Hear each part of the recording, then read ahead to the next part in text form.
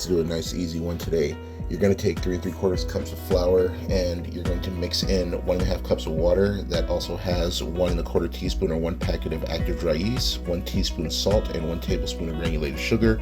Mix that up until it's nice and supple. It's going to take about 15 minutes. You want to build gluten. Once it looks like that, you're going to go ahead and let it double in size.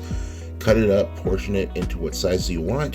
Then you're going to roll out your pretzels. After you roll out your pretzels, or you could do little knots or bites, whatever you want to do, boil it in 1 cup of baking soda that's been diluted in 4 cups of water. Brush with an egg wash, put your toppings on, bake at 350 for about 15 minutes.